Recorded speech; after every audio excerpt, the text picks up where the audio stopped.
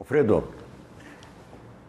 diz a história, né, que os antigos, lá na época dos fenícios e dos nórdicos, eles soltavam os rebanhos nas montanhas, e onde as ovelhas, as cabras dormiam, exatamente, era onde eles iam construir suas casas, montar os seus bairros, suas cidades, que eram lugares salubres, lugares. Exatamente.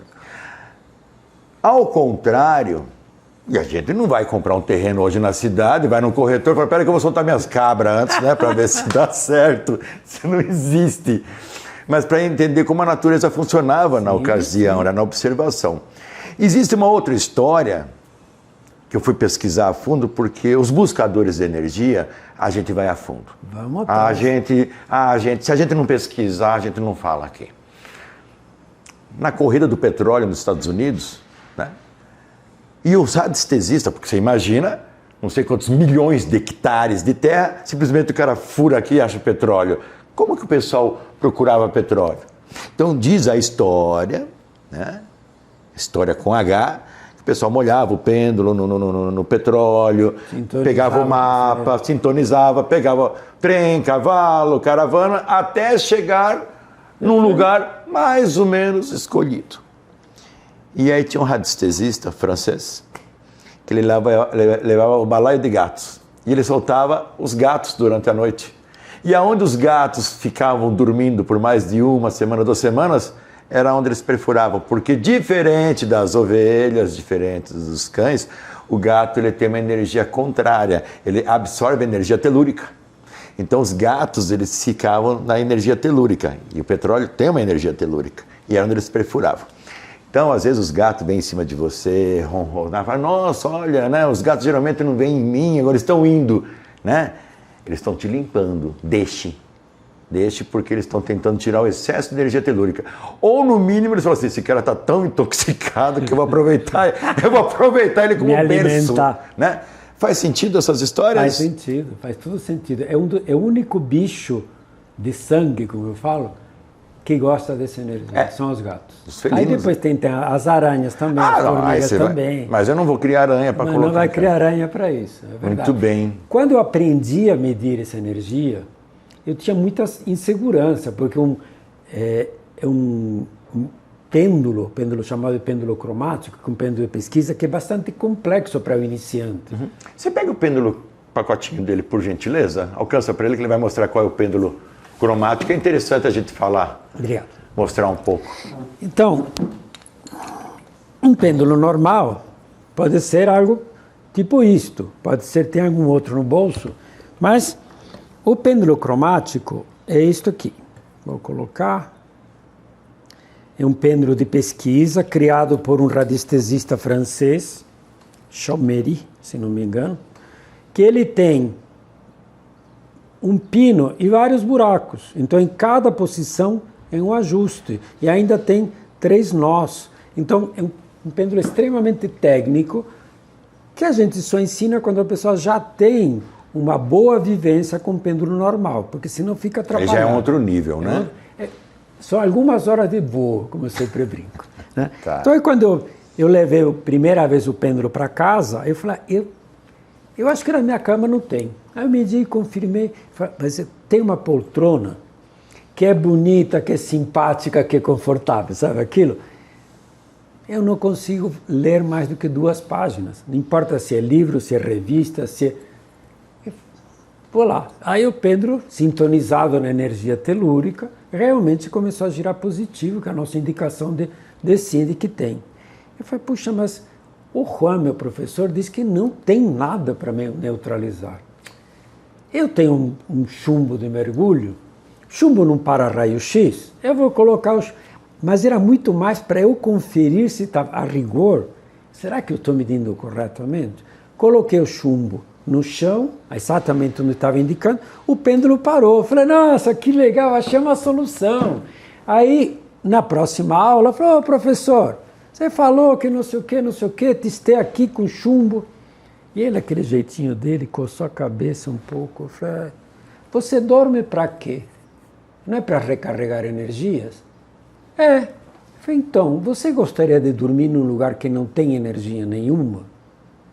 Eu falei, como assim? Eu falei, o chumbo bloqueia a energia telúrica e a energia que você precisa para se recarregar. Então, além de que um dia esse chumbo vai saturar, você vai dormir num lugar que não tem energia. É isso que você quer para você? Ou seja, indiferente, não faz né? sentido. Não faz sentido. Agora, ainda falando sobre a história, os chineses, que de alguma maneira foram quem criaram o Feng Shui, lá atrás, eles falavam que não se constrói em cima das veias do dragão. As veias do dragão, que simbolizando são os pontos telúricos, né? aqueles veios de água. Bom, 5.000 anos atrás eles já tinham essa concepção, e aí você pega grandes empresas, grandes conglomerados, e eles atuam até hoje nesta área. Você vai duvidar do quê, né? Então, realmente, é real. É que nós duvidamos, o ser humano de uma forma geral, duvida muito do invisível, daquilo que não é palpável. E esquece que o sentir é tão mais, às vezes, importante do que o visual. Plantas, folhagens, ajudam no ambiente? Então, plantas eu não tenho muita experiência para falar. O que eu posso falar ainda da telúrica, se você colocar uma planta... É porque eu perguntei com relação à telúrica. Num foco desses, ela vai morrer. Vai secar a planta. A planta vai morrer. Aliás, as plantas não têm mobilidade. A maioria das plantas, o máximo que podem fazer é desviar com vento. Certo. Mas tem lugares que não tem ventos perenes, que você vê uma planta que está assim. Fala, pera, todas elas cresceram verticais, por que ela está torta? Está dizendo, cara, eu estou aqui, eu não gosto dessa energia que tem aqui. Se você vai, só desculpa completando, se você vai num parque artificial, em São Paulo tem um parque que chama Ibirapuera, que antes era um brejo, fizeram e tem árvore de mais de 50 anos. Se você vai caminhando, você vai observar que alguns galhos de árvore têm umas bolotas, que não deixam de ser nada mais do que câncer vegetal. Por quê? Porque essa árvore que foi plantada em cima de um ponto em cima do pouco, ou do lado, quando ela cresceu, ficou exposta, e ela não tem jeito. Sabe o que quebra? Lava-roupa, televisão, equipamento de som, geladeira. A gente não sabe, mas eu já medi. Uma cliente disse, nossa, minha casa está tudo errado, eu não sei o que, inclusive minha lavar-roupa nova já quebrou 3 vezes. Bom, aí depois que medi a posição das camas, conversamos o que precisava resolver e cuidar dela, falei, onde é que fica teu lavar-roupa? Ah lá, falei, vamos medir. Estava exatamente assim. Em 3 meses pifou, em 4 ou 5 meses pifou, e plantas não vingam. Não vingam. Muito bem. Bom, pessoal, energia telúrica. Aí o ideal é consultar um radiestesista ou fazer o curso, que é uma coisa muito prática. Parece que não, mas é. Nós falamos sobre energia autogerada, que é a nossa ansiedade, nosso estresse, nossa preocupação. Nós falamos sobre a energia dos outros, da inveja, e até agora não inventaram o colírio diet para olho gordo. E aí cabe a nós nos protegermos, e eu acho que nessa questão da proteção, tem gente que aplica-se reiki, tem gente que usa turmalina negra no bolso, tem gente dentro das suas crenças que vai na igreja, vai no centro, está tudo certo. Como a radiônica, ela pode te ajudar? Os gráficos. Legal. A radiônica, por um lado, como nós falamos no começo, ela é equilíbrio. Por outro lado, tudo aquilo que é energia nociva, eu brinco que não adianta usar um amuleto, qualquer que seja, se você não fizer 4 passos. O primeiro é discernimento. Entender, na verdade, medir qual é o tipo de energia que está presente. Porque conforme o tipo de energia que nós vamos utilizar, o segundo passo, limpeza. E a limpeza não tem um veja limpa tudo, não tem um algo que limpa todas as energias. Então, cada energia precisa ser cuidada conforme a natureza dela. Então, é o segundo passo. O terceiro passo, ainda falando em gente, eu tinha uma energia nociva que estava ocupando o meu campo energético. No momento que eu estou tirando, digamos que eu abri o dreno para essa energia nociva ir embora. O que está acontecendo? Eu estou deixando um espaço que estava sendo ocupado por essa energia nociva, está ficando vazio. E se eu não fizer nada, vai ser preenchido com aquilo que tem mais disponível, que provavelmente seja algum tipo de energia nociva, ou mesmo o outro. Então, o terceiro passo é energizar com a melhor energia que essa pessoa precisa nesse dia. E aí sim proteger. Aonde entram os gráficos radiônicos? Os gráficos radiônicos, tem gráfico para limpar, tem gráfico para energizar. Pergunto isso por quê? Eu sei que existe uma infinidade de gráficos.